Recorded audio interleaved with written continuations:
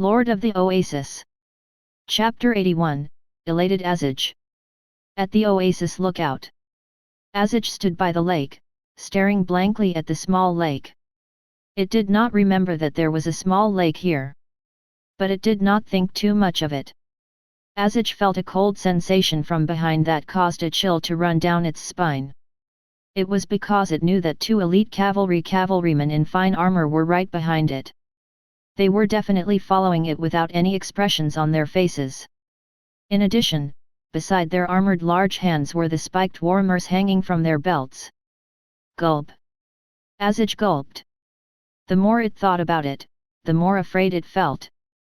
The cold sweat on its forehead had even dampened its grey fur.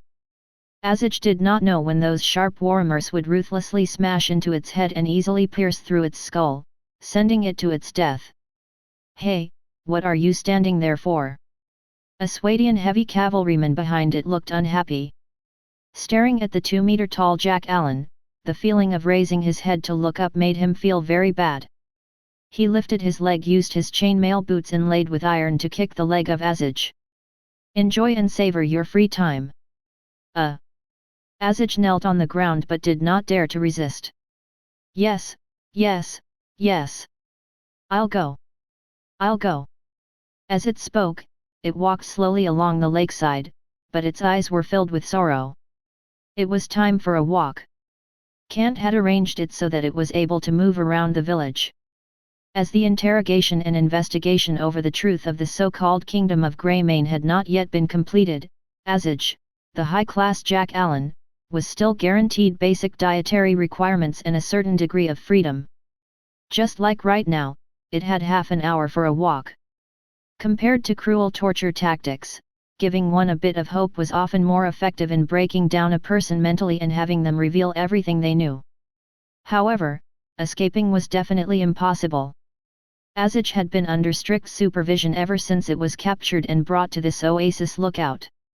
Moreover, as the only outsider, not only was it locked up in the basement of the council hall every day, even its free time would never exceed half an hour. Although there was enough food and water, it was being watched closely. If it really dared to escape. Asage glanced at the two strong and burly human warriors behind it and could not help but tremble in its heart. Back then, it was exactly these guys who rode down the dune on fully armored war horses and easily nailed the Jack Allen warriors it had hired to the sand. The miserable state of being annihilated in an instant had awoken it from its dreams recently. It was just a merchant. These fighting and killings, they were the most terrifying. What will happen to me, Supreme Storm Monarch? Please give me hope. Asage could not help but pray sorrowfully in its heart. The Storm Monarch was the god with the most extensive influence on the Mannheim coast. It was also the religion of the high-class Jack Allen in the Kingdom of Greymane. It could ensure the safety of seafarers and protect regions where it was located from being affected by disasters. Asage prayed in its heart, but it could not help but sigh. This is the south of the Naran Desert. Even the power of the Storm Monarch cannot reach this place. The Naran Desert used to be a forbidden area. The many races and countries on the Mannheim coast would not venture deep into the Naran Desert. Ignoring those like Asage who went around the extremely hot Devil's Land to reach the extreme south of the Naran Desert and discovered an astonishing amount of natural salt mines before being captured miserably. The truth was that the Kingdom of Greymane had not been inside the Naran Desert for a long time too. It started 10 years ago. The low-class Jack Allen tribes that moved to the Naran Desert and had narrowly escaped death were discovered by the Kingdom of Greymane. Then, after further studying the desert, they learned that there were human kingdoms in the south of the Naran Desert, and there were many of them. These human kingdoms had even sent troops to slaughter the low-class Jack Allens in the desert. On the Mannheim coast, the Greymane Kingdom, which was a middle-class force, could not sit still anymore. They urgently needed to open up a new battlefield and plunder enough things to make their country stronger. The other two countries on the Mannheim coast had grown their wealth rapidly in recent years since the establishment of their maritime trade. Even their military strength grew rapidly. This really made these high-class Jack Allens somewhat fearful. One was the Lizardman Kingdom and an elf republic. Asage gulped. According to its understanding, the kingdom of Greymane was about to send troops to plunder those human countries. Even the low-class Jack Allen tribes could enter the human countries and wreak havoc for 3 years. Would it not be even easier for the high-class Jack Allens, who were much better equipped, to easily defeat the human countries' armies, plunder wantonly, and even conquer new estates? When the time comes, I'll be saved. Asage suddenly felt elated. Quickly, go. However, a force came from behind, causing it to stagger forward a few steps. Its elated heart turned into fear again. It walked quickly, not daring to resist the 2 Swadian heavy cavalrymen behind it at all. It did not dare to even look at them with hatred.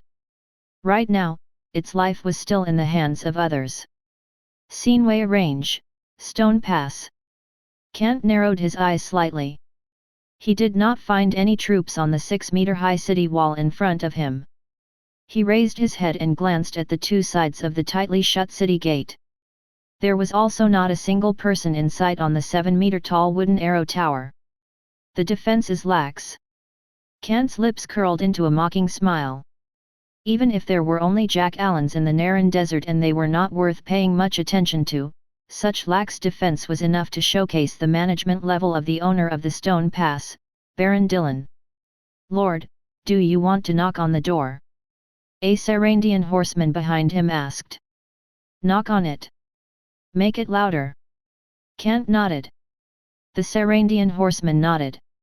He gently kicked his horse's abdomen and urged his horse to quickly reach the outside of the Stone Pass city gate. After dismounting his horse, he raised his leg and kicked heavily on the wooden city gate.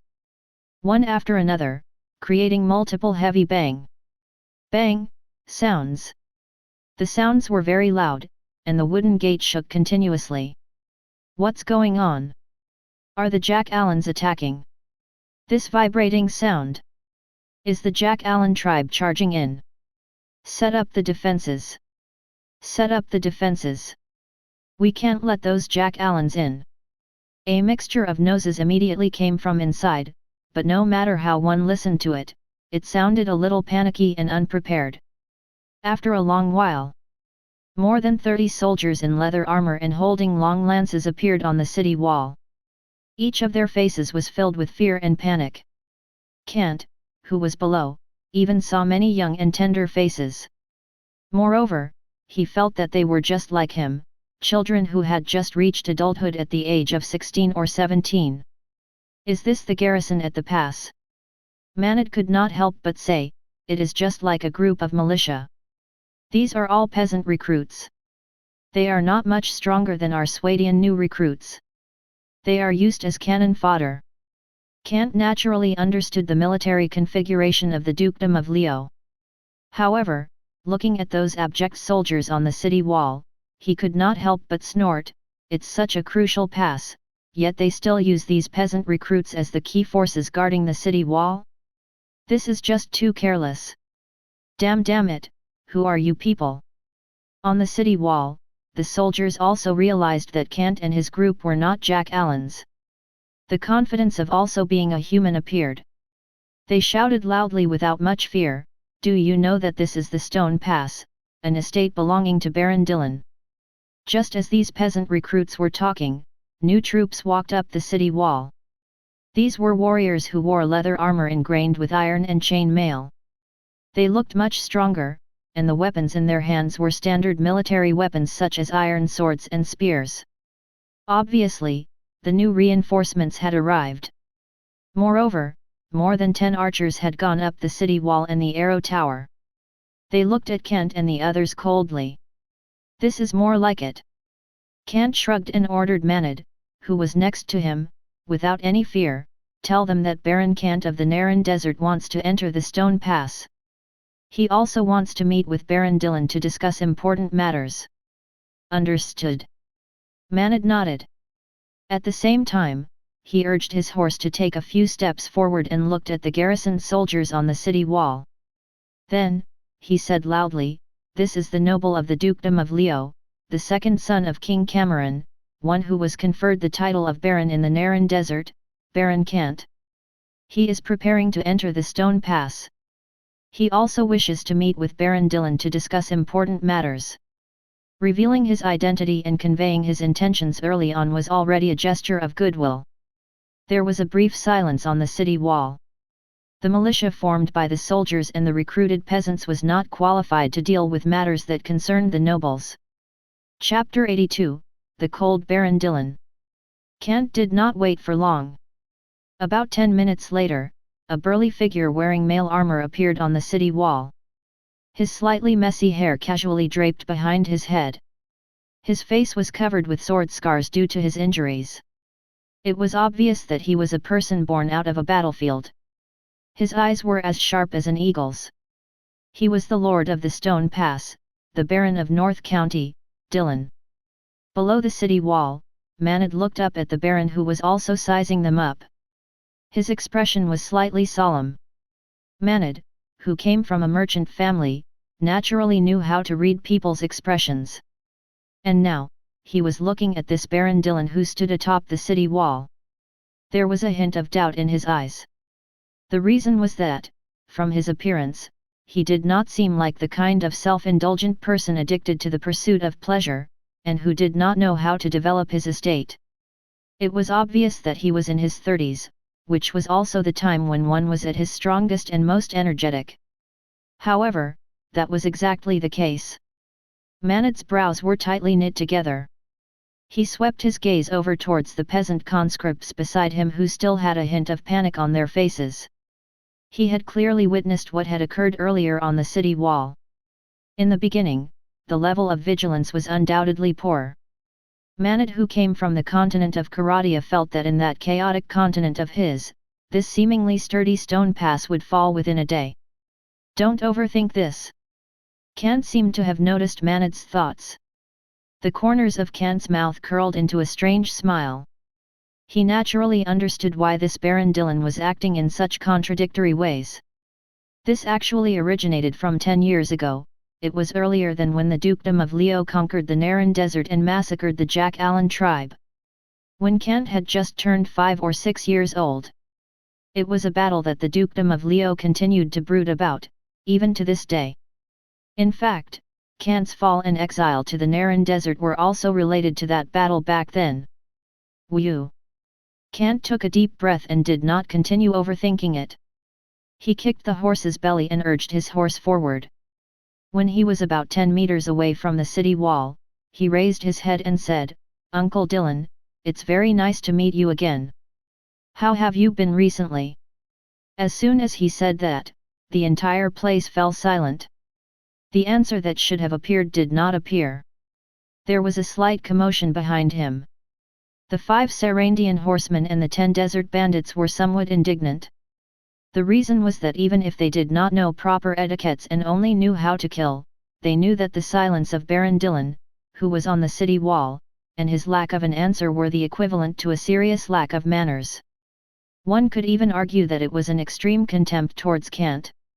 This person was their lord. If it were not for Manad, they would have already started cursing the Sarand region.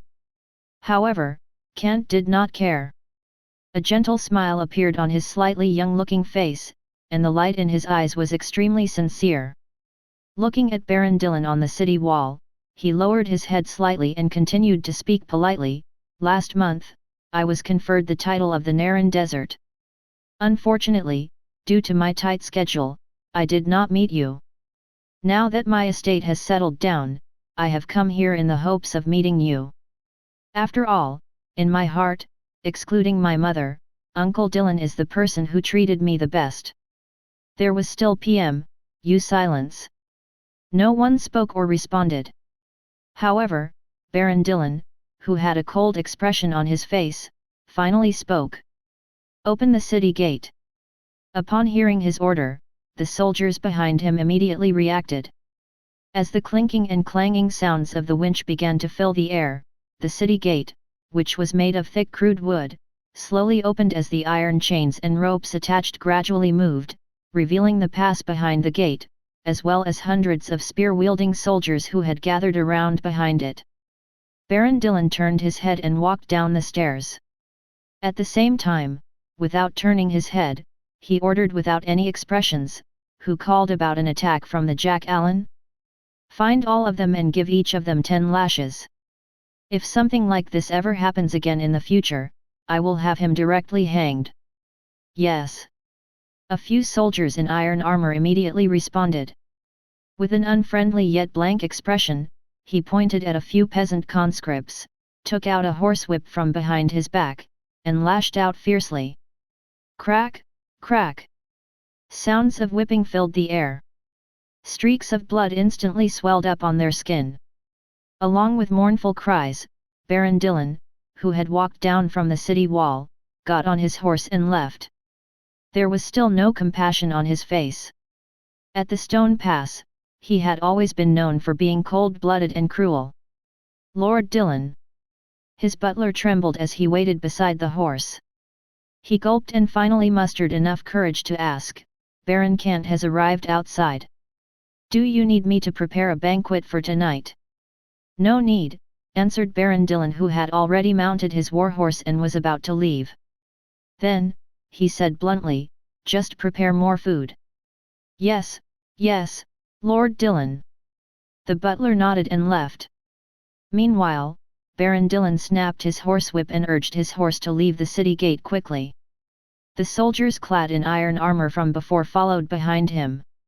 They rode on their war horses and tottered carelessly on the narrow and filthy streets, causing the peasant men and women wearing simple and crude clothes to rush to both sides of the streets to avoid getting hit. Meanwhile, they also had to bow to the Baron at the same time. However, for Baron Dillon, seeing these peasants only made his expression grimmer. He snapped his horsewhip and the warhorse ran even faster. Outside the city gate, Kant and his cavalrymen finally began to slowly walk in. They were not riding on their war horses. It was a formality to enter the city. Leading his warhorse, Kant walked at the front. He looked at the middle-aged man walking over to welcome him. He glanced at the fine linen robe donned over his body and immediately understood that this person was probably Baron Dillon's butler. He frowned slightly. Kant's face did not reveal the slightest bit of dissatisfaction. He was still calm. Honorable Baron Kant, Baron Dillon has entrusted me to offer you the most sincere greetings and welcome. The slightly chubby butler wiped the cold sweat off his temples. He bowed deeply and placed his hands on his chest in a very respectful manner. Indeed, he was bowing to Kant in the most respectful manner. There was not even the slightest flaw in his manners. It was indeed the most sincere greeting and welcome. As for whether it was commissioned by Baron Keelan, Kant understood it very well. When he passed by this place the last time, he replenished his supplies, including food and fresh water, and then rested in the place. However, even after staying for an entire day, this Uncle Dillon of his did not even invite Kant to visit him at his official residence. Yes, I'm very happy to see Uncle Dillon. Kant had a brilliant smile on his face. He narrowed his eyes, just like a big boy without any schemes. This made the butler feel relieved. The butler extended his hand and gestured for Kant to come inside the city gate. Then, the butler said respectfully, "Please follow me, Baron Kant. Baron Dillon is waiting for your arrival at his official residence. At the same time, he has prepared a wonderful feast for you. He intends to speak to you in detail. Lead the way." Kant nodded. The butler's smile became even brighter and more respectful after seeing how easy it was to talk to Kant. He led the way and welcomed them into the Stone Pass. Kant led the horse in front, while Manit and the cavalrymen followed behind. They looked curiously at the fortress built in the middle of the canyon and blocked the passage. There were also many other curious gazes.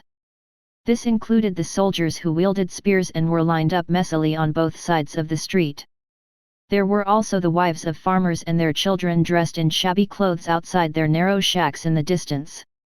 In particular, when they looked at those walking in the front, Kant and Manid, both of whom were young and handsome, as well as the 5 Sarandian horsemen and the 10 desert bandits who looked neat and tidy, their eyes were filled with admiration. To them, only nobles and knights would dress like this. Otherwise, they were rich people. As for themselves, they were just the lowly poor who were sheltered in the stone pass. Kant could not help but frown under these gazes. Although the streets under his feet were made of stone, dirty water flowed through the cracks. There was even a faint stench coming from the slum areas on both sides of the street. Every step they took, the bottom of their cowhide boots would generate a splashing sound. Obviously, dirty black mud also covered the stones of the street. It made him frown even more. It was really too filthy. Chapter 83, Filthy Slum. Kant had stayed for one night in an inn at the Stone Pass in the past. However, he had not truly ventured out before. As a noble, a conferred baron, there were some things that he did not have to do personally. From the Lion Fort in South County, he rode on a comfortable carriage to reach the Stone Pass in North County. Swadian peasants who accompanied him along the journey were in charge of purchasing goods. They completed these miscellaneous chores wonderfully. The next day, at dawn, it was still early, so they took advantage of the cold to enter the Naran desert and begin their journey. Kant turned around and looked at the butler beside him who was leading the way. The middle-aged man's expression was normal. It was as if he had already become used to this sort of dirty environment as well as the slightly pungent smell. He walked forward as if he did not mind at all, even when his leather boots stepped into a puddle of sewage water, casing turbid liquid to splash all over the place. Stopping his footsteps briefly, Kant avoided droplets from the splash of sewage. At the academy surrounded by an academic atmosphere, or in the castle that was always cleaned, Kant's status made it so that he had never come into contact with the life of a bottom feeder. It was filthy, messy, and just plain terrible. Even at the Oasis lookout, because of the system, it was kept particularly clean and hygienic. The leather boots rubbed against the rocks. After everyone had entered the stone pass, Kant immediately mounted his horse. Manet and the cavalrymen behind him also mounted their horses. They frowned as they looked at the dilapidated houses around them, as well as the poor people in shabby clothes. Their rating of the stone pass had gone down a bit. Although the continent of Karadia was plagued with wars, hygiene was, at the very least, still guaranteed. This was probably due to the design of the Turkish couple. Kant, of course, knew this very well. To be honest, whether it was the academy, the castle of Leo, or the bustling city of Lion's Heart, all the places that Kant had lived in were considered clean. As for the places he had not yet visited, for example, small villages, a knight's fief, or other gathering places outside castles, the environment of those places would probably be similar to this place. A large number of bankrupt peasants or people without any assets lived in these slums. Their clothes were ragged while their bodies were just bags of bones. Their bulging eyes due to hunger had no life in them, instead, they revealed an indifference to life along with fatigue of powerlessness. This world of swords and magic was similar to that of medieval Europe on Earth. Kant narrowed his eyes slightly. The butler leading the way had also got on a skinny old horse.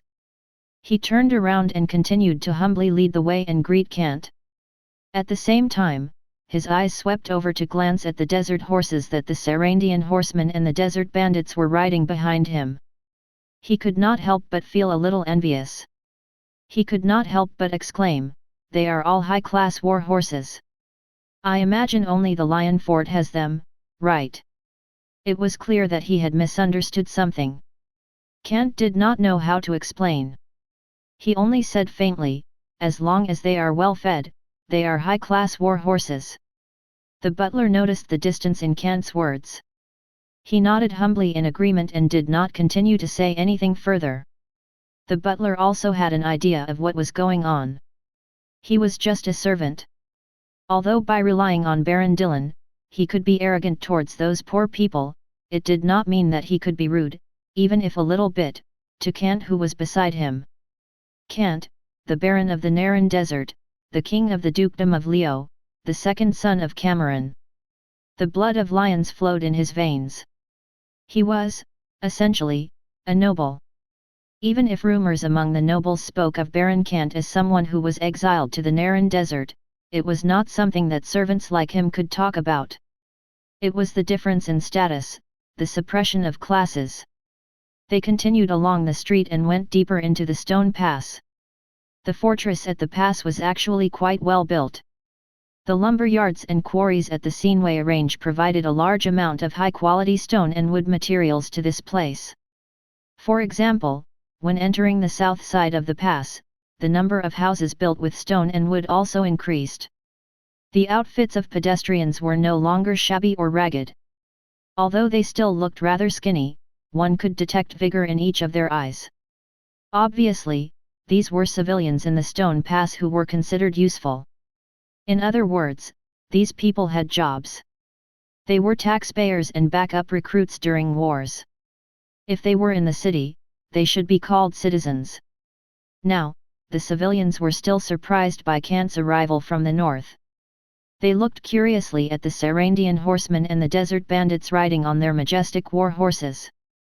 At the same time, they also expressed their admiration for their clean and tidy outfits. However, there were also people with very sharp eyes. As the 5 Sarandian horsemen rode and urged their horses forward, their linen robes fluttered in the wind, revealing the iron hoops and armor plates that were tightly wound together the Sarandian chain mail. Those who had looked closer and carefully widened their eyes as they saw these. No matter who it was, those who could wear iron armor were all brave soldiers. In fact, their guesses were also correct. As a level 4 troop class, the Sarandian horseman was considered a core force in the later stages of the game. As for top-tier level 5 troop classes such as the Mamluk, they were only considered elites due to their scarcity. They were usually sent into battlefields cautiously and could only be treated and used as consumables in the final battles. Thus, the Sarandian horsemen could completely stand on their own. However, amidst the admiring crowd, a few skinny figures were hiding in the shadows in the corner. Looking at Kant ride his horse towards the mansion of Baron Dillon, their faces seemed a little solemn. Clearly, they knew each other. They exchanged glances with each other. Then, they nodded slightly, put on their hoods, and left separately. Wooden houses where civilians lived filled both sides of the street. These figures in hoods were not attention-grabbing. The main reason was that North County was frequented by sandstorms and it was very convenient and common for people to put on a hood. They made 7 or 8 turns. Finally, they arrived at a hidden alley somewhere. After turning around and ensuring that no one was around, they went into a wooden house in the alley, found a basement, and entered it in a single file. The expected narrow storage basement did not appear. Instead, it was a slanted passage leading downward. The stairs went underground for about 5 meters. After that, another wooden door appeared. The leader pushed the door open, and illuminated by the light of the candle, a different world was revealed. It was a space of around 50 square meters and logs were used to support this underground basement. Another door was on the side. It looked like it would lead to somewhere else. However, in the middle, a hooded man wearing a hood sat on a chair. He held a quill and was writing something quickly. Nonetheless, he still sensed that they had returned. He asked, "What happened?" "Lord." The leader took a step forward and bowed his head respectfully. At the same time, he said, "Baron Kant is here." The quill stopped moving for a brief moment. A drop of ink dripped and left a mark on the slightly yellowed straw paper. "What?" The man raised his head. He was middle-aged, but his eyes were unusually sharp. "Baron Kant is here. He wants to meet with Baron Dillon at dusk. Right now, the butler is leading him to the official residence. 26 people are accompanying him. According to my observations, there is 1 servant, 5 cavalrymen wearing iron armor, and 10 cavalrymen in leather armor." The man reported quickly. It was simple, quick, and the content was clear. "Ha! Da didn't die in the desert." The man sitting on the chair nodded. The quill pen which was originally used to write at an incredible speed was also placed on the side. He lowered his head slightly. The hood hid his entire face in the darkness. Only his voice could be heard. I understand. You guys continue to follow Baron Kant.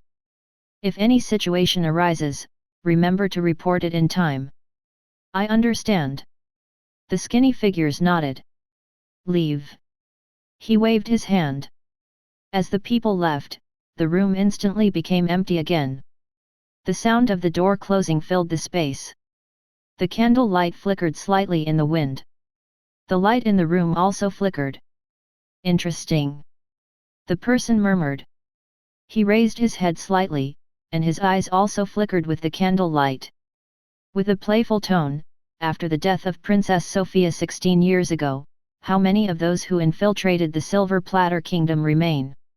If a higher-ranking noble were present, he would easily remember many things from these words. Princess Sophia. The eldest princess from the Silver Platter Kingdom. A duke of the court with royal blood conferred by the Silver Platter Kingdom. The second lawful wife of Cameron, the king of the dukedom of Leo. And Baron Kant's mother, who died early from illness. Chapter 84, Provocation in the Hall of Lords. The butler led the way.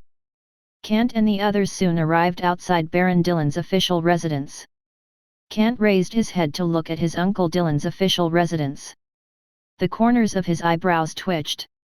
Baron Dillon's official residence was rather exquisite and well built.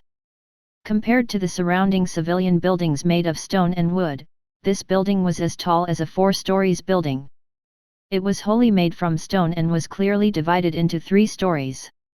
Calling it a mini castle would have been more accurate. The mansion was built on one side of a cliff and the wall was connected to the south side's stone pass wall. However, the connection area was 3 meters higher than the city wall. They were connected by a retractable wooden bridge made of thick wooden planks and chains. The watchtower was ready and the arrow tower stood tall. The outer wall also had an opening for archers or crossbowmen to shoot. The front door of the mansion was also very narrow.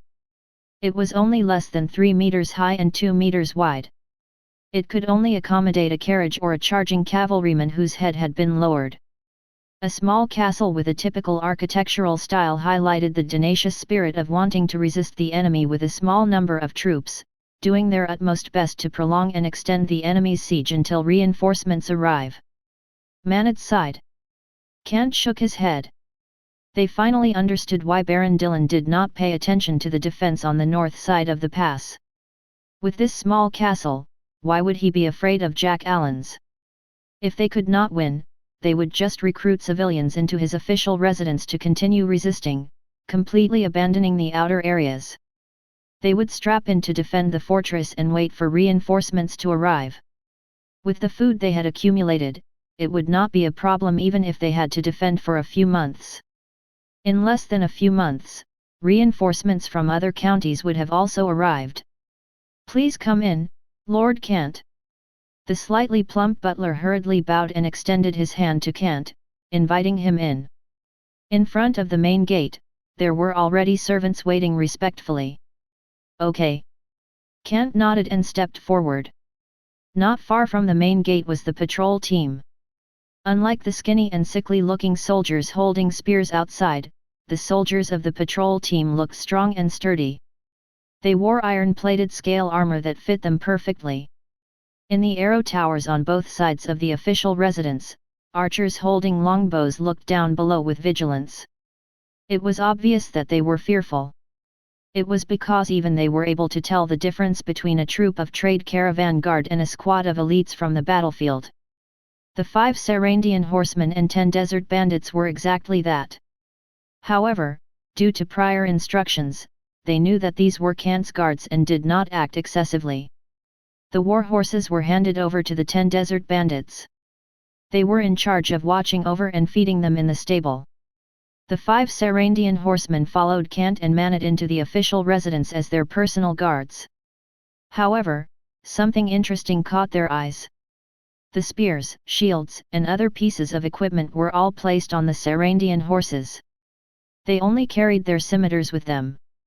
The butler glanced at this and did not say anything. In the dukedom of Leo, which was founded on the basis of fighting, asking others to hand over their weapons was the equivalent of one of the deepest humiliation. He naturally did not dare to ask that. He led them into the official residence. Due to the military-oriented architectural style, the light was a little dim. Kant blinked his eyes before getting used to the light. Please follow me. Dinner is being prepared, and Baron Dillon should be waiting for you in the hall. The butler continued to lead the way. Kant and the others followed.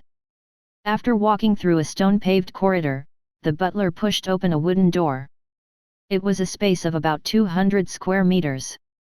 10 pillars stood on both sides. They were completely made of stone and were connected to the logs and boulders of the ceiling, making the room seem spacious and sturdy. At the same time, a long table sat in the middle of the room between the stone pillars on the sides. The table was extremely large. Chairs were set aside on both sides. At a rough estimate, it could accommodate 30 people eating at the same time. It looked like this was the Lord's Hall at the Stone Pass. Baron Dillon is probably dealing with something and hasn't come yet. Lord Kant, please take a seat and rest first. I'll go prepare some fresh water. You must be extremely thirsty after coming all this way. The butler was a little embarrassed and quickly tried to remedy the situation. All right, that's fine. Kant nodded and waved his hand, indicating to the butler that he could go and prepare. The butler quickly lowered his head and left. At the same time, he waved his hand and asked the maids to prepare some fresh water. Kant sat in the seat that the guests should be sitting in. Kant looked at the torches burning on both sides. The light in the hall was still considered sufficient.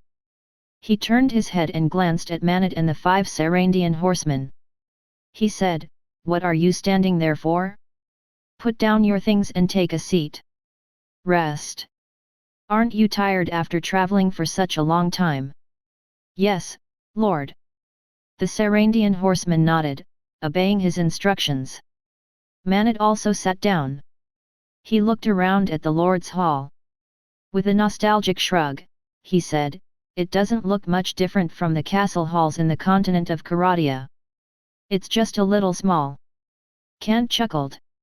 Although they did not possess extraordinary powers, the original version of the continent of Karadia and the construction of the castle could still be considered magnificent.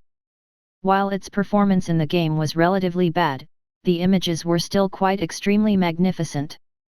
Kant, who had lived in this world for 16 years, could also determine, after comparing them in his mind, that this small castle at the Stone Pass could obviously not reach the scale of a real castle, even if it could accommodate a lot of people. "Someone is coming," Manit suddenly said. Kant looked in the direction that Manit pointed to. It was the wooden door of the hall. The sound of leather boots stepping on the ground emerged. There was quite a number of people. Moreover, rude and loud voices came from the corridor outside. This kind of building was not soundproof. "What? Baron Kant?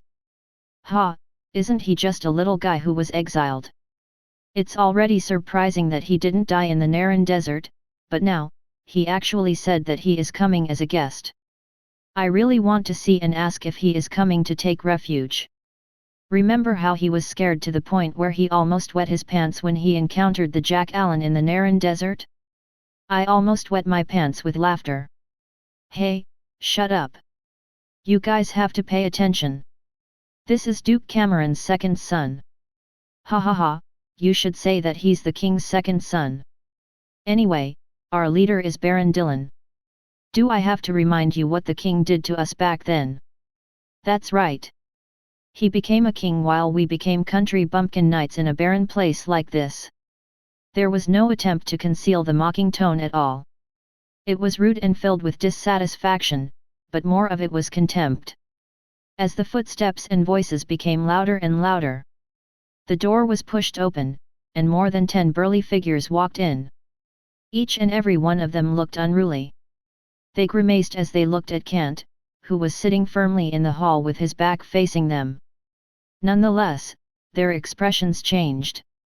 It was because this group of rude and unruly individuals also saw the 5 Sarandian horsemen seated on both sides of Kant with hostile expressions. Burly and strong bodies.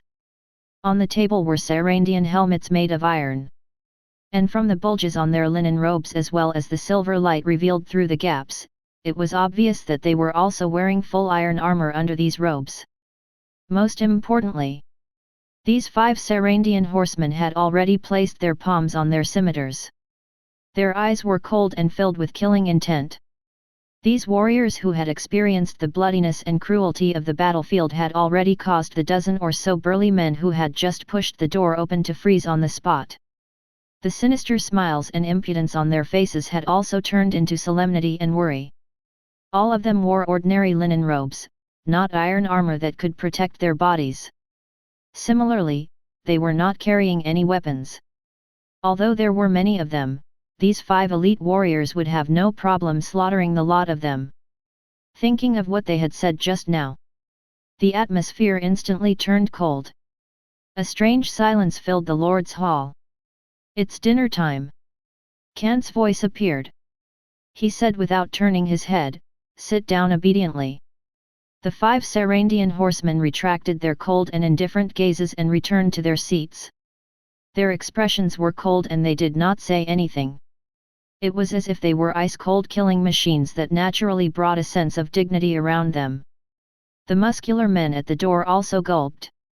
It was a step. Seeing that the other party had withdrawn their murderous gazes, they also exchanged glances with each other. The smart ones did not continue with the provocation and returned to their seats, which were the chairs on both sides of the main seat. The Sarandian horsemen were all elites who advanced after going through the mountains of corpses and seas of blood. In terms of imposing auras, they naturally had it. And it was quite terrifying. Chapter 85, A Gift from Kant. A strange atmosphere filled the hall. However, it was unusually quiet. The dozen or so burly men who had just entered subconsciously glanced at each other. Fear filled their eyes. The calm sitting posture of the 5 Sarandian horsemen and the fact that Kant's words could so easily make them so obedient particularly made them secretly click their tongues. Such elite-level discipline was nowhere to be seen in their remote and barren northern county. The scene remained quiet. Kant did not continue to say anything else. He sat in his chair, together with Manit and the 5 Sarandian horsemen, on the seats for the guests. After all, they were guests, to begin with. Ahem. A dry cough sounded outside the door. Baron Dillon walked in with the butler. He looked around in the hall, at the strange atmosphere and then at his dozen or so subordinate knights who were usually unruly and wild. Seeing how they had become so quiet, he could not help but snort coldly. "Since everyone is here, let's begin," said Baron Dillon indifferently to the butler. "Yes." The butler immediately nodded. At the same time, he quickly walked out of the hall and closed the door gently. He went to prepare dinner. Baron Dillon went to his seat and sat down. The dozen or so tall and strong men on both sides bowed their heads to greet him. These men were subordinate knights who were either attached to or conferred by Baron Dillon. They were the ultimate force that maintained the entire stone pass as well as the small castle. They were also the main generals during the wars. "Uncle Dillon." Kant also stood up from his seat. He placed his hand on his chest slightly and said, "It has been a while." His movements were very elegant. Moreover, his voice was calm. He really looked like someone from the younger generation who had not seen his uncle for a long time. "Yes, it has been a while." Baron Dillon nodded. His face was cold and expressionless. "Also, Baron Kant, I think it's best for you to address me as Baron Dillon at this time. We are at the same level." It did not sound like a reprimand. Only a reminder. Nonetheless, it immediately attracted the muffled laughter of his vassal knights on both sides. Clearly, in their eyes, their great lord and baron had just helped them with a strong retort in response to their earlier embarrassment. His words were indeed unreasonable. Even Manit's face turned slightly stiff. Not to mention the 5 Sarandian horsemen, their faces were flushed red. They could not tolerate these words that were close to insulting Kant. Kant was able to tolerate it. He was already dissatisfied, but for the sake of his development, he did not care.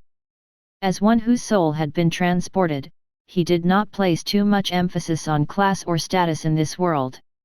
As for the so-called self-respect and pride, he also felt that it was especially laughable when people prioritized them when they did not have the strength to back them up. If Kant had 1,000 Swadian knights in formation waiting outside the stone pass, the situation would probably be different. In short, it was just a difference in strength. Kant stood up. He still spoke respectfully and sincerely. "Uncle Dylan, I still remember the short sword that you gave me as a birthday gift when I turned 6 years old. It is still stored in my box." "Is that so?" Baron Dylan narrowed his eyes slightly, his face also showing some emotions. Kant nodded and smiled, "Of course." Seeing Baron Dylan's expression relax, Kant continued and said, "Uncle Dylan, I came to visit you this time, but I bear no good gifts. I hope you will like these things." Beside him, Manad brought a package out. It was a thin linen bag. Inside it was a relatively new urn. Everyone's eyes were on it, curious to know what was inside. Kant did not let down everyone's curiosity. He directly opened the urn, placed it on the table with both hands, and said, "This is fine white salt. As a baron, Uncle Dylan, only white salt like this which is as beautiful as snow can match your status."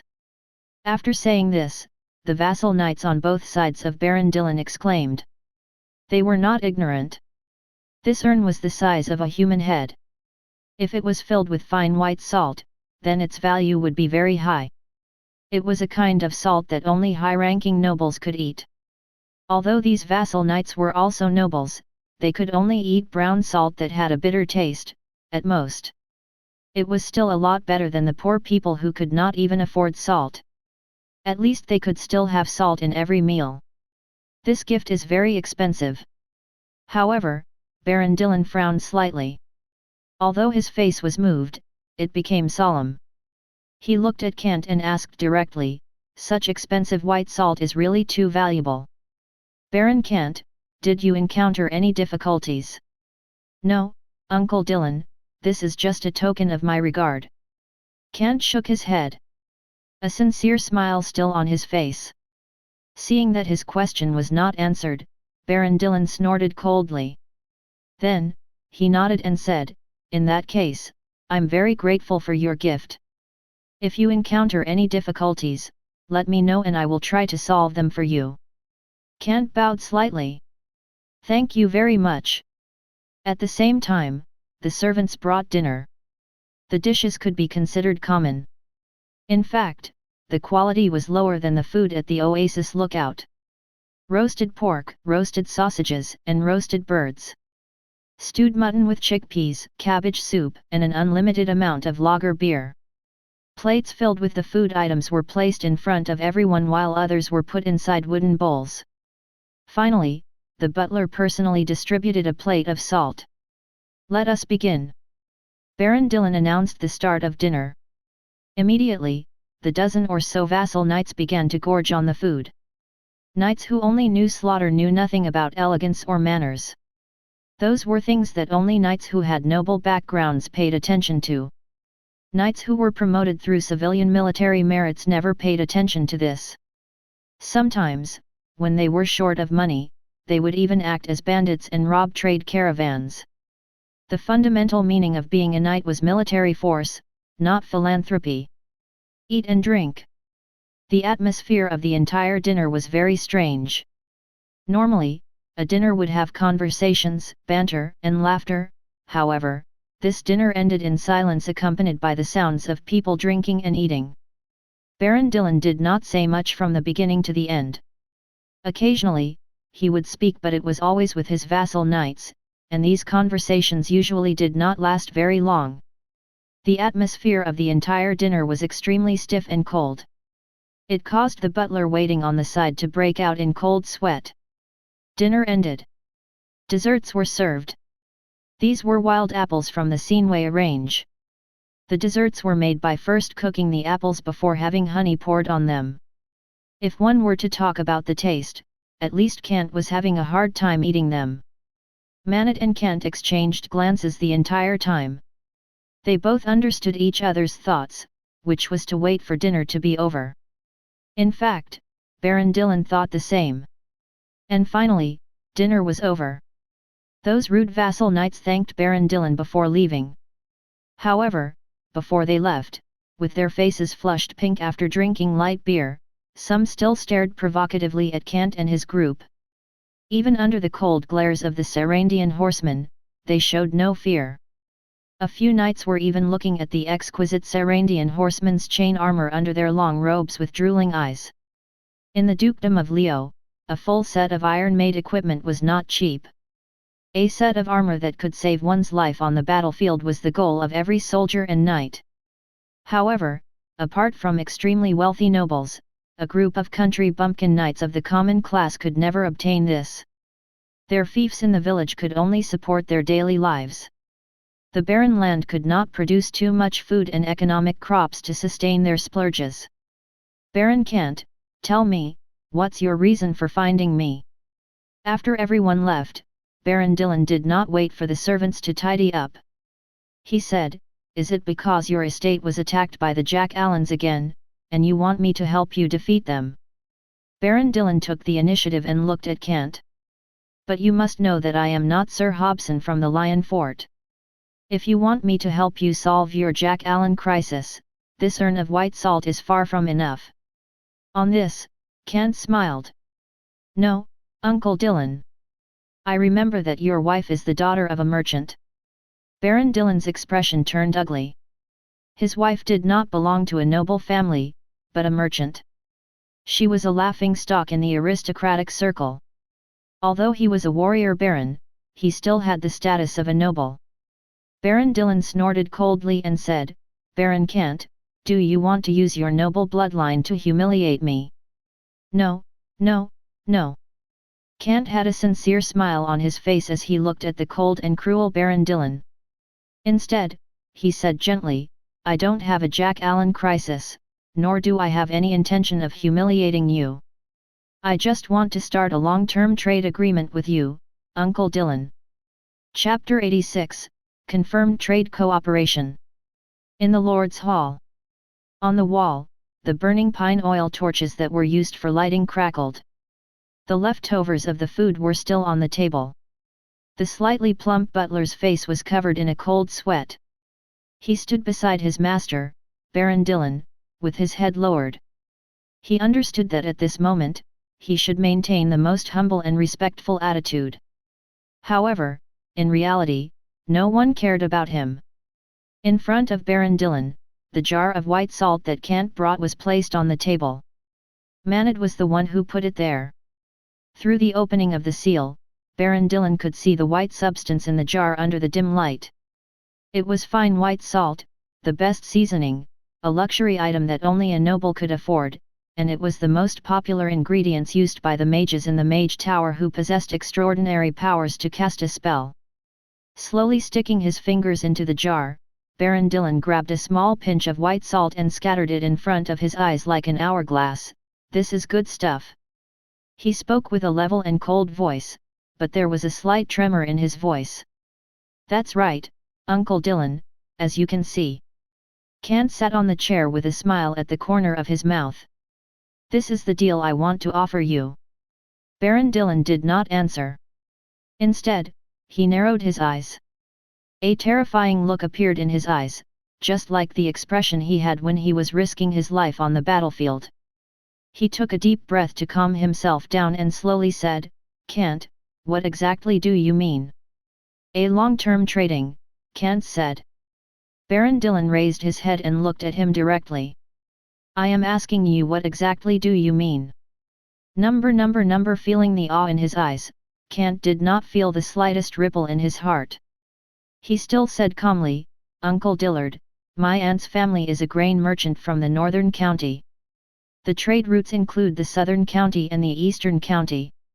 I think this is your advantage. Baron Dillon did not answer. He kept staring at Kant.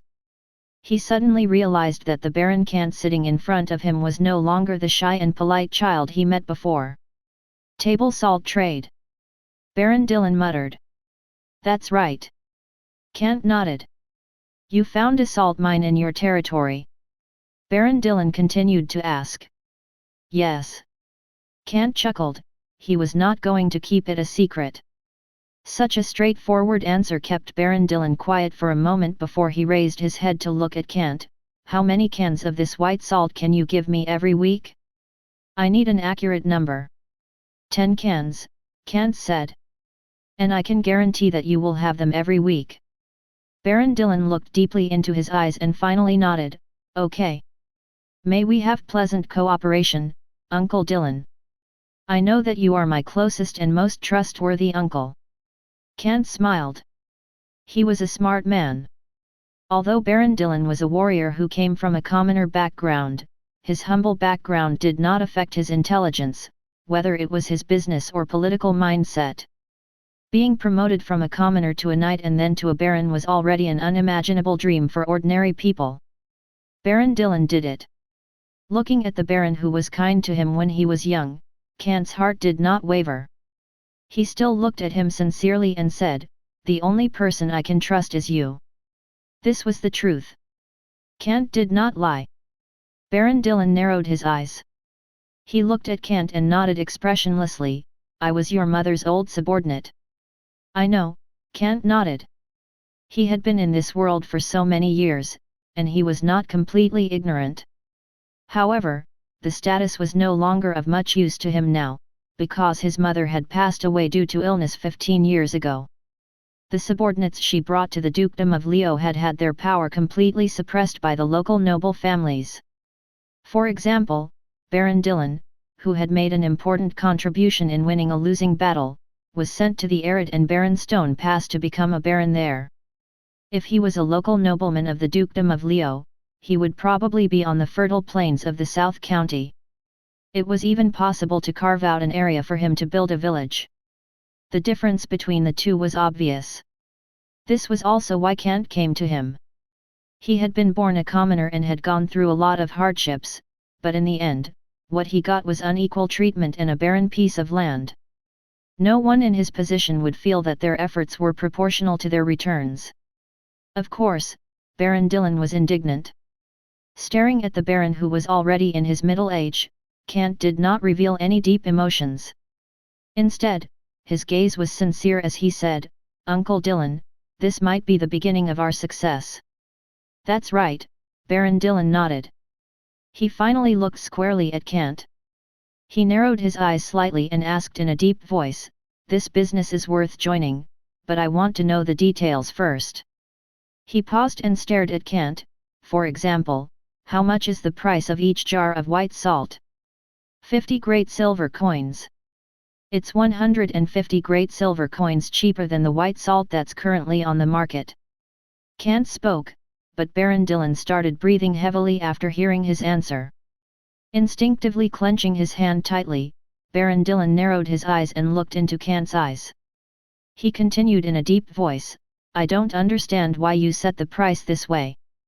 In the market of the dukedom of Leo, the price of white salt was 200 great silver coins. In the barter system, a jar of white salt had a value equivalent to 3 years' worth of crops produced by all the villages in the barren lands of the North County and all the fields cultivated by the free people and serfs. Back then, Kant had used 20 great silver coins to make the elite cavalry of the Lion Fort work for him. Now, who would ignore the profit of 150 great silver coins per jar of table salt? A smile curled Kant's lips.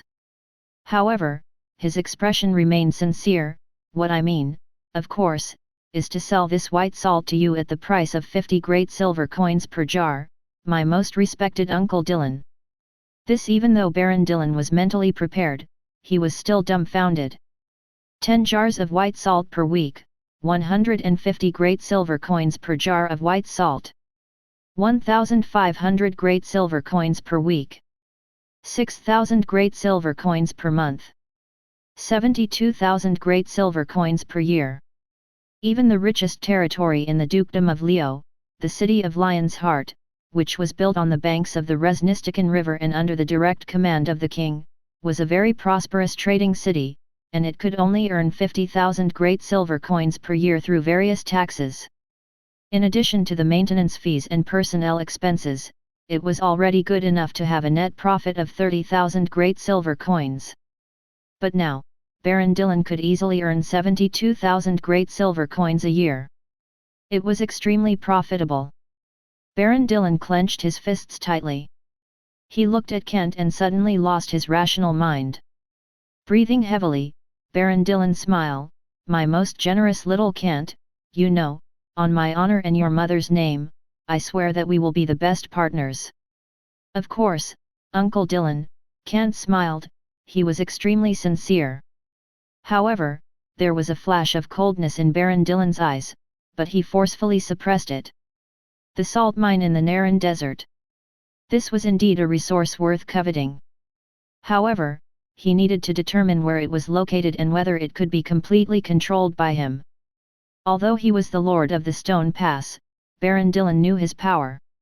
He was considered the weakest among the lords in the North County, not to mention the wealthy South County and the East County, which had already stopped any interaction with other counties. Only by gathering resources can a lord become more powerful. The dinner was about to end. Baron Dillon had a smile on his face. He turned his head and glanced at the butler beside him who was sweating. He was satisfied with the way he stood with his head lowered. This was an honest man who was intimidated by him. Looking at Kant, he asked, "My dear little Kant, no one else knows about the table salt trade, am I right?" "No, no one else knows."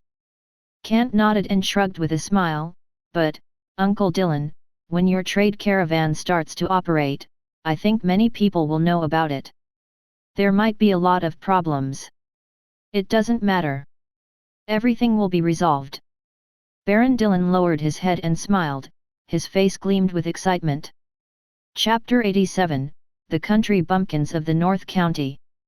The dinner went great. Kant and Baron Dillon exchanged a few more words before parting with each other in the dead of night.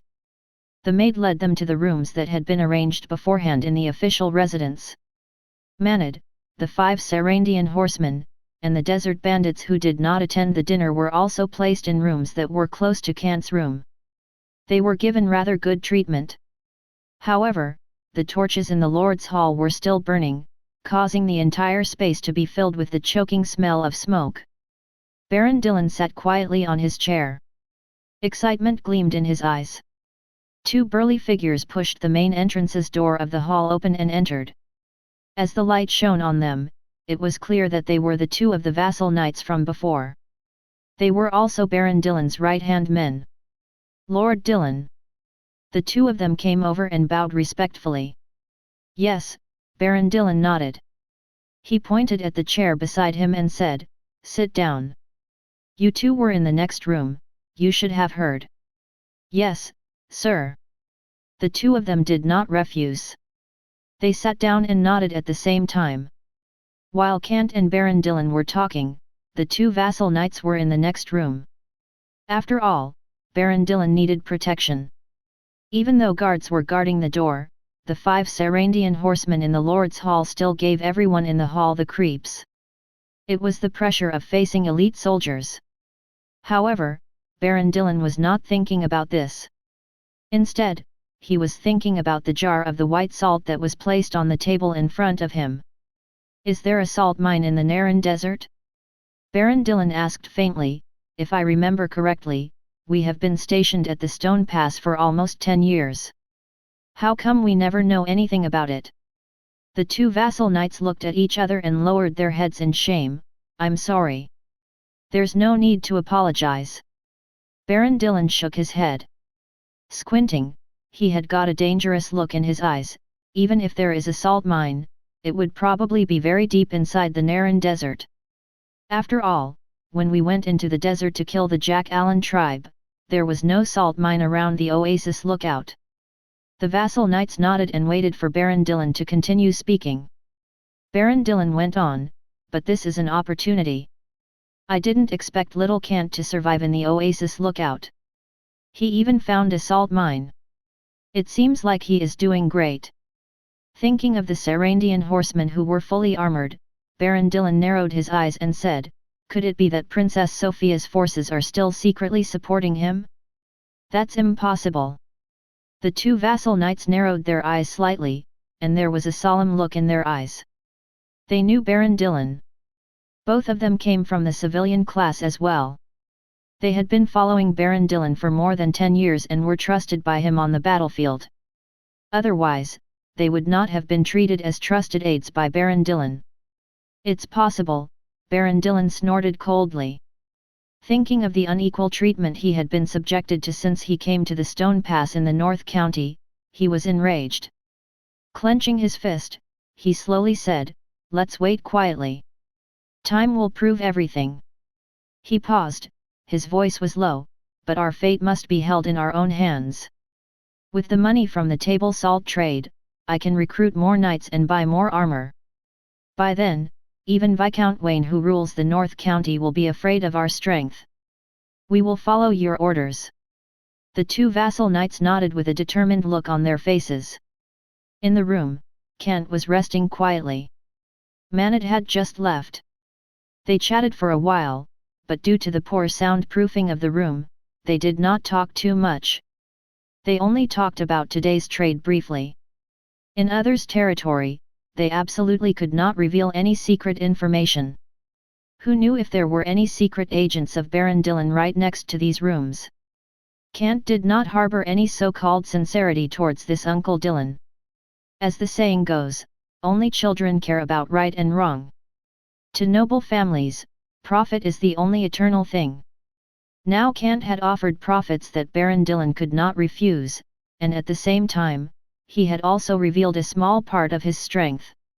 The cooperation between the two parties had basically been established. Kant was not sure about how long that would last. But at the very least, both parties would remain in a friendly and peaceful atmosphere for a year, the honeymoon phase. A year later, Baron Dillon, who had tasted the sweetness, would become stronger as a result of this trade and might want to continue sharing Kant's profit, which had already given him enough benefits. By then, he would realize that Kant, who was originally just a little snake, had become a terrifying dragon.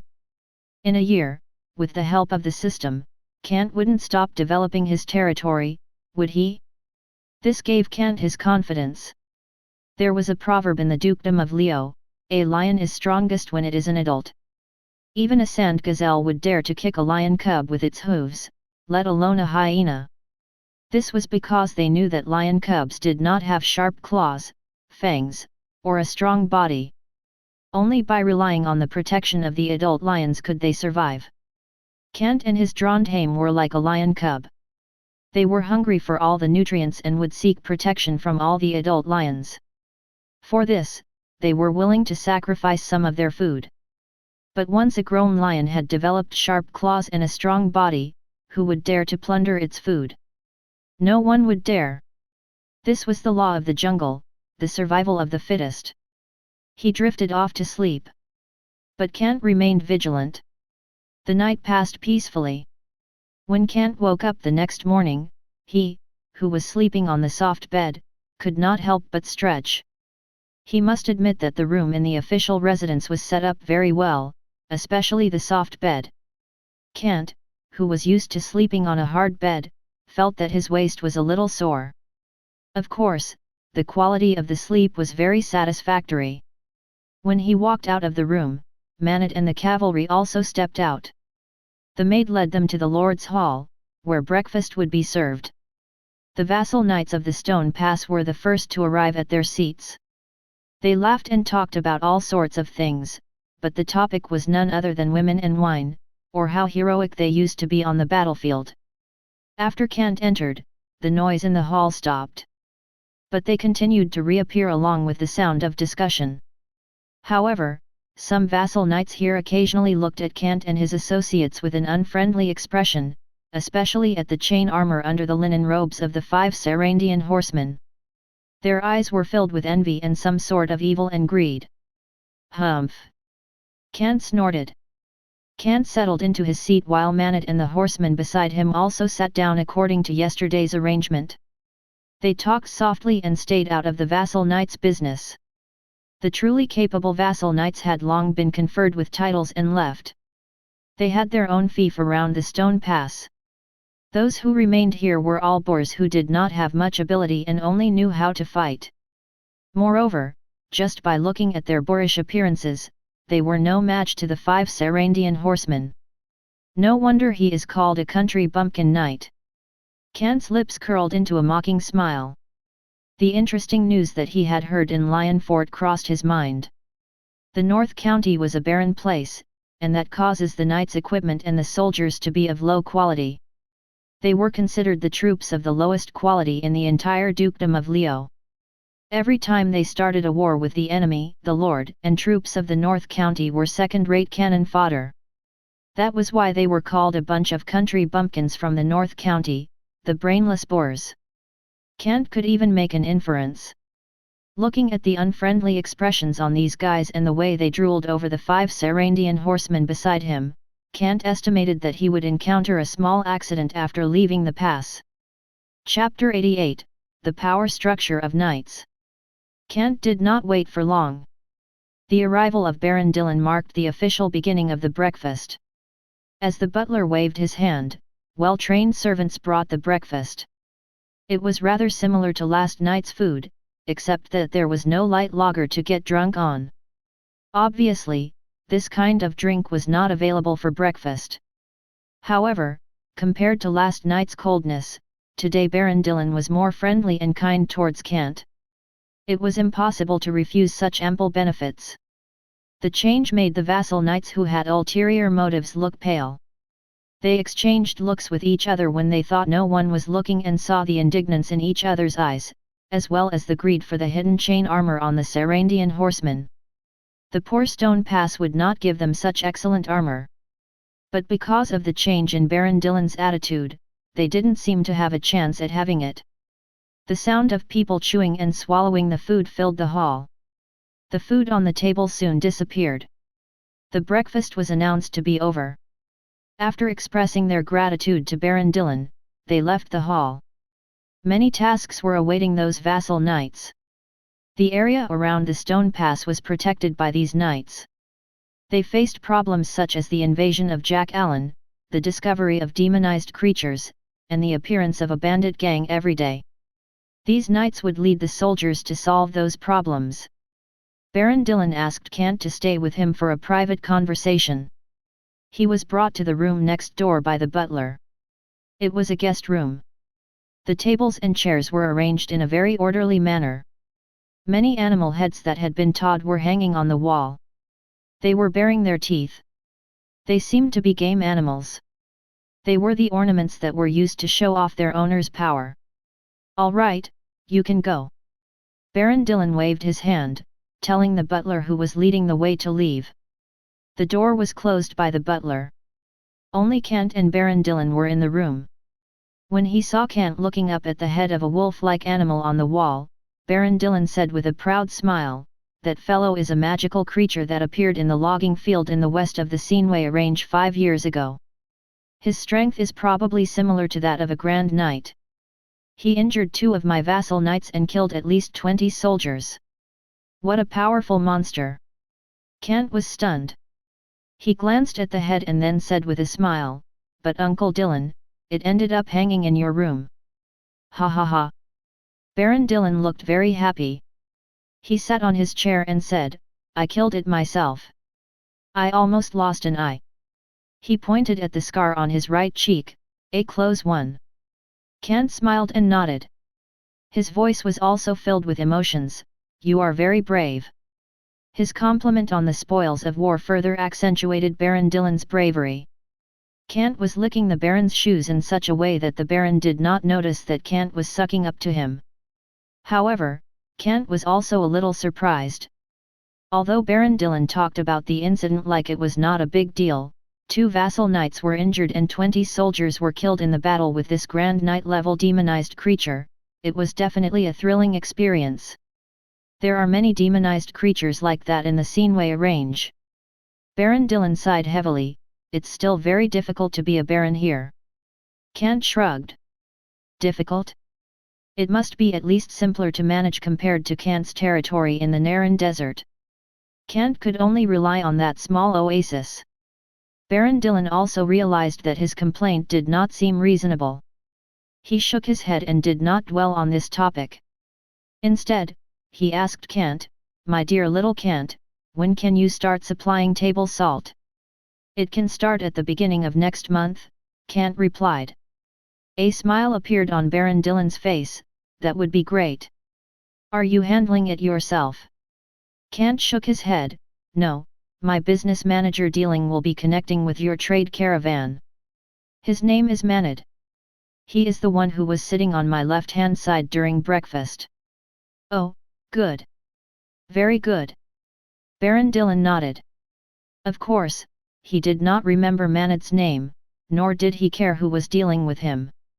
As long as he could see the table salt at the beginning of next month, it would be enough for him. Those will give him great silver coins that symbolized wealth.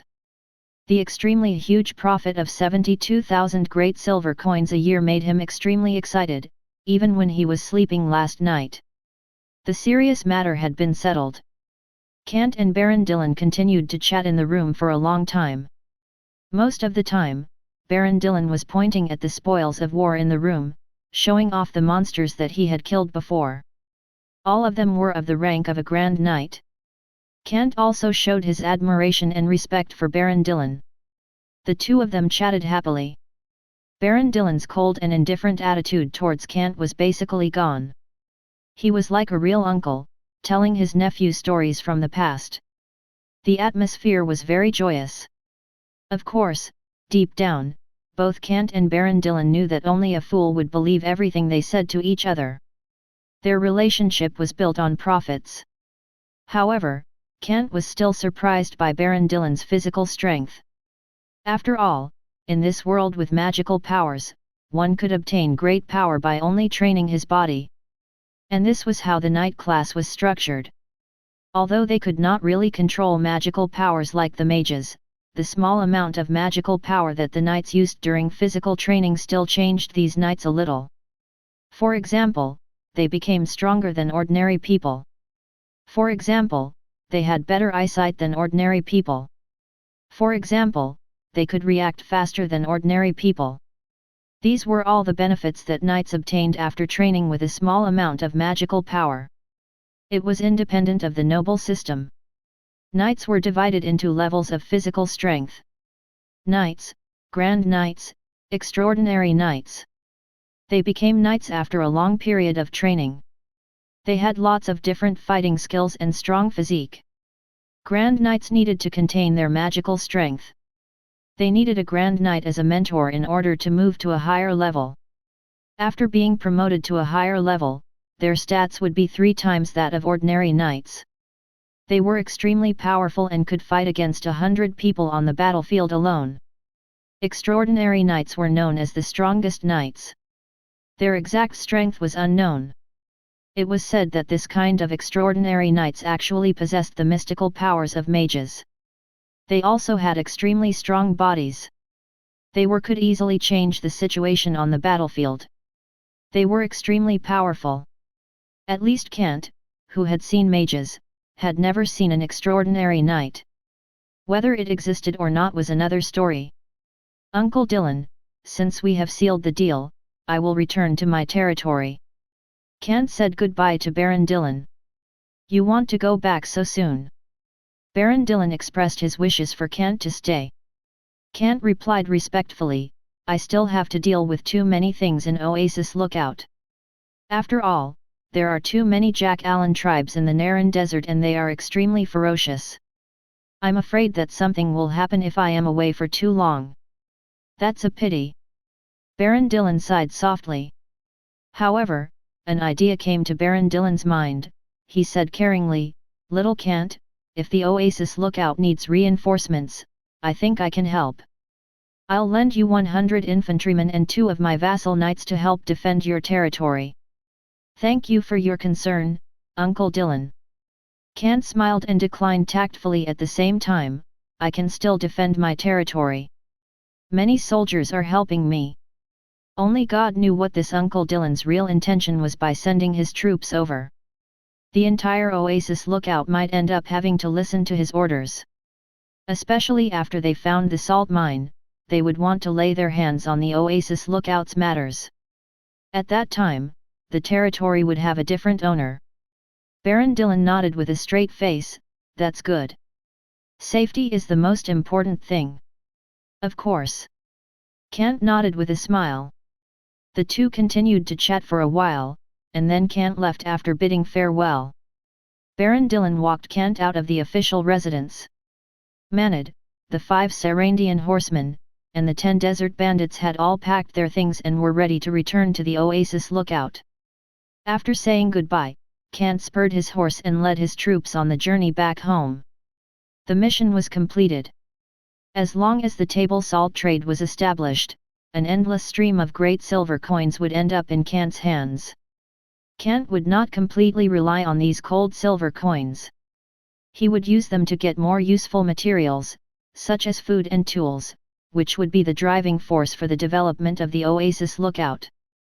Oasis lookout, which did not produce enough crops, could not self-sustain. Therefore, one of Kant's plans was to use this table salt trade to open up the market of the Stone Pass.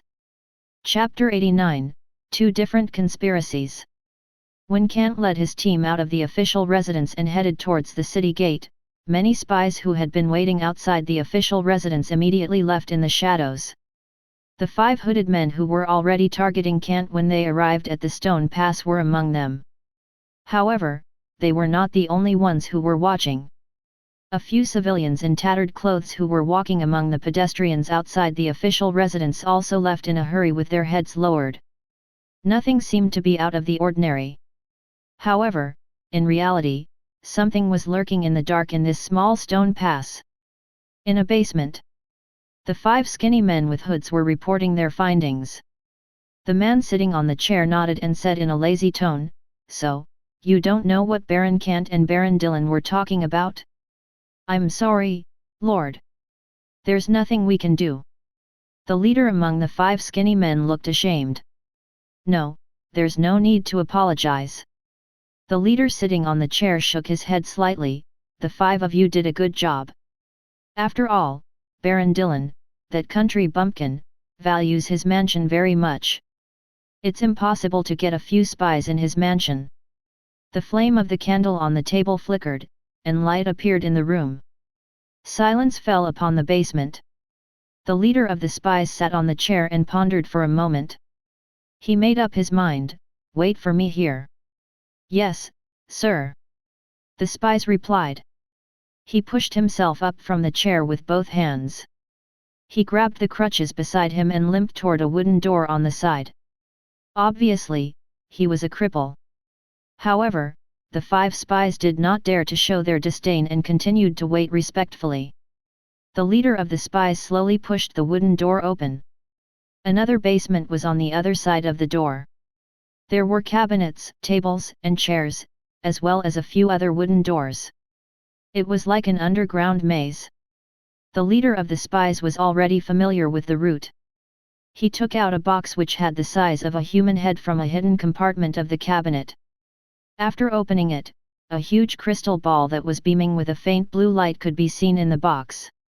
He moved his hands around the ball, and it gradually emitted layers of light. A low voice could be heard in the room. The voice sounded like it was talking to the crystal ball. After a moment, the light around the ball faded, and the room was again filled with silence. The spy leader put the chest back into its original place and returned to the room where he was before. He limped to the chair and sat down. He then said faintly, "Bring Miss Jacqueline along with you guys. In the desolate desert, a young hero will lend a helping hand to a beautiful lady who is being bullied." "Yes, Lord." The 5 spies nodded. "Go do your job." The leader of the spies waved his hand, telling the spies to leave. In the empty room, a hint of mockery decorated the corner of his mouth. These young noblemen who just gained their power were willing to show off their strength and pride, like the heroes from the classic scenes in novels. The hero saving the damsel in distress, simple and effective. In the slum area of the Stone Pass, dirty sewage flowed wantonly on the street, and a faint pungent smell came from the huts on both sides of the street. The pedestrians were in ragged clothes. They were bankrupts and poor people who lived here. Their eyes looked cold and lifeless. Even if they were alive, they were barely living. However, deep in the slum area, more than 40 skinny men gathered in a slightly larger house made of wood. All of them looked respectfully at the 4 burly men sitting on the chairs in front of them. If Kant and the others were here, they would recognize these 4 burly men. Kant had met them in the Lord's Hall last night at dinner and this morning at breakfast. Although they did not speak, he could still vaguely recognize them based on their faces. These 4 guys were Baron Dillon's vassal knights. They were also the 4 knights who looked at the Sarandian horsemen greedily in the Lord's Hall. They left a deep impression on Kant, who was actually very vigilant. He couldn't forget them in a short period. Kant predicted, at that time, that he might run into trouble. And now, his prediction turned out to be true. After this job, we can get out of this damn Stone Pass. The leader of the vassal knights opened his mouth and said with a gloomy expression on his face, "I know that Viscount Wayne, who is the commander of the North County, is very dissatisfied with Baron Dillon. If we join him, we might have a chance to obtain our own knight's territory." Another person also said, "That's right. Viscount Wayne will definitely give us the villages near the Stone Pass as our knight fief, unlike that darn Dillon, who did not once mention awarding knight fiefs even after 5 years we've been stationed here." Speaking of this, all 4 of them had a sullen expression on their faces. They had been stationed at the Stone Pass for about 5 years. Although they were recruited as vassal knights, they were not given their own fief. Without a fief, they were not truly recognized as a knight. They had to rely on Baron Dillon completely and followed his commands. It was just like a nomad knight who could be hired with money. A knight who had a knight's fief and a knight who did not have a fief had absolutely different statuses. The former was the real reserve force of a noble. The latter was just a mercenary who had superb military strength. Therefore, the 4 of them had long been dissatisfied with Baron Dillon. They were no longer willing to stay in this barren Stone Pass. They wanted to join Viscount Wayne's gang and become real knights. By causing discord between the two, they would obtain their own knight's territory and their own fief. "Now that we have so many people, let's do it." Finally, the 4 vassal knights made up their minds. They looked at the 40 skinny men in front of them. They all looked hungry, but as long as they were armed, they would still be powerful enough. They acted on what they said. They were not some kind souls, to begin with. Before becoming vassal knights, they had killed many people on the battlefield and even robbed trade caravan for money. Even after they came to the Stone Pass, they would still occasionally take up their old jobs. Sometimes, bandit groups appeared in various places and disappeared mysteriously after robbing. They were the vassal knights who were short on cash. The lords knew about it, but they chose to turn a blind eye. Well, their own trade caravan was not robbed. If they interfered too much, they would only get the reputation of being stingy. This was also the main reason why commerce in the Dukedom of Leo was not developed. Even on the Resnistican River, there were occasionally river bandits in disguise. If it wasn't for the river patrol team set up by the city of Lion's Heart, the economy of the Dukedom of Leo would probably be even worse. The bandits had created a really serious problem in the Dukedom of Leo. Of course, Kant didn't know that his whereabouts had already been targeted by these people. He was still buying some things in the market at the pass with his team. For example, logging axes and farm tools were urgently needed in the Oasis lookout. He would just buy 50 pieces of tools that would be useful, whether it was for logging, farming, or gathering coarse salt. However, on the mountain paths on both sides of the Stone Pass, 2 groups of people were heading to the desert without leaving a trace. They had to be prepared in advance. Chapter 90, Fortuitous Encounter after leaving the desert. The market of the Stone Pass was located next to the slums. Since commerce in the North County was not developed, the market was not big. In fact, there were only very few things. The main stalls were the ones that were selling necessary farming tools or smithies that repaired weapons for the soldiers. It was close to the Sceneway range. To resist the demonized creatures and Jack Allen, weapons and armor wore out rapidly. Because of the system, Kant did not need many weapons. But to discover new talents, he wanted to see the skills of the blacksmiths at the Stone Pass.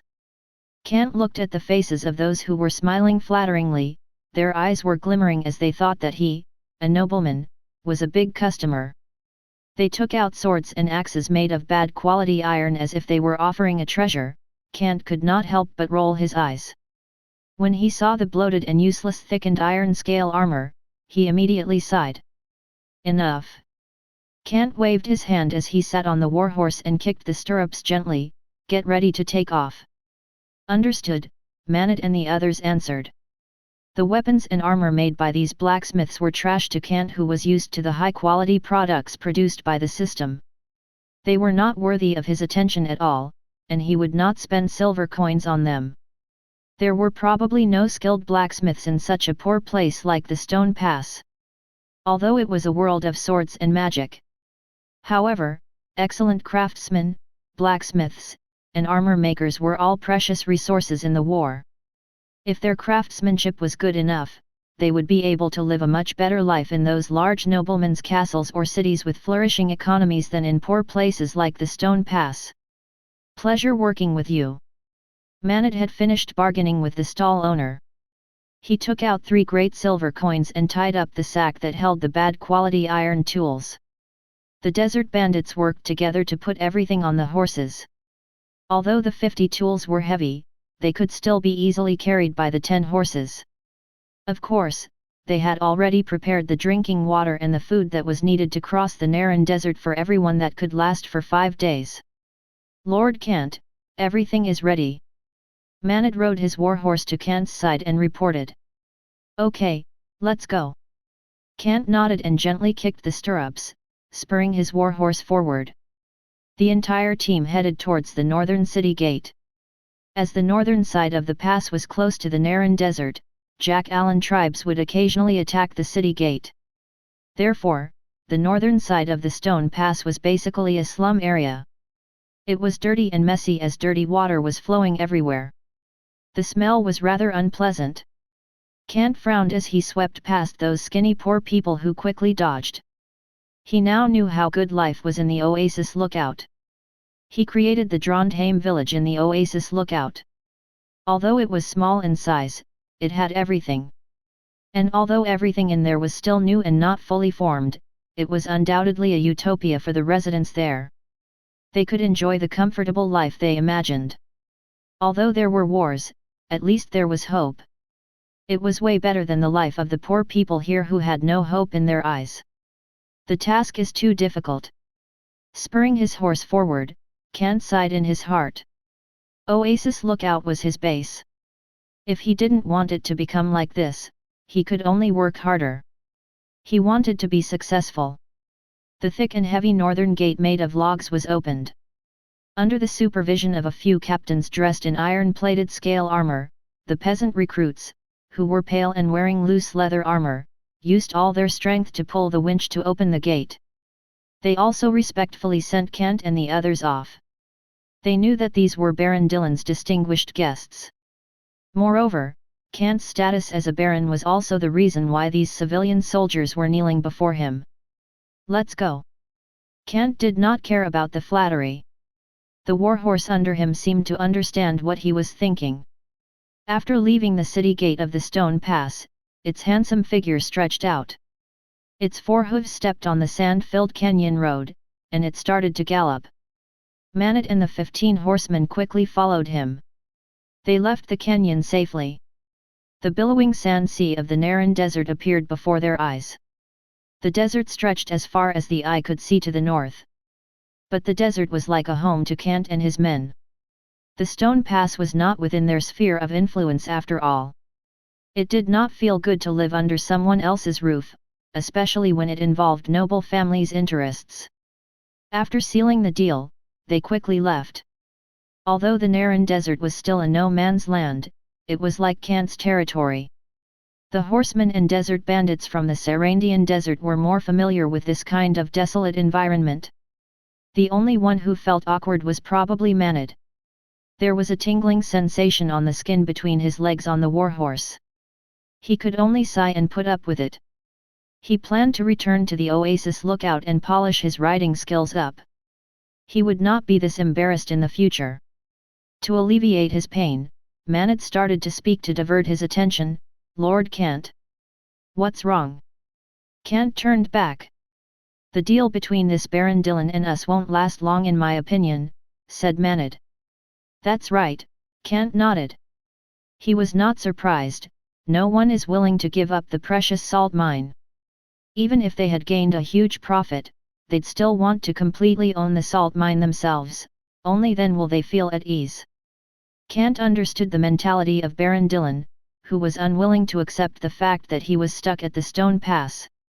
And greed was one of the reasons that the cooperation between them was successfully established. But we have to speed up our development, my lord. Manad knew that Kant had a plan in mind, but he still reminded him. In my opinion, this is a dangerous game. Kant chuckled, and mockery crossed his young face. That's right, it is a dangerous game. Baron Dillon was using trade to gain power. Once he had enough strength, the cooperation between them would be torn apart, and the table salt trade would crumble to dust. When the time came, the greedy Baron Dillon would definitely be the first to make a move on Kant, who was in the Oasis lookout. He would use his power to completely control the salt mine that Kant owned and let his caravan monopolize the table salt trade. Kant did not even need to predict, he could be sure that such a thing would definitely happen. Greed was endless. However, when Baron Dillon thought that his development was rapid, he absolutely could never imagine that the one who developed even faster was Kant.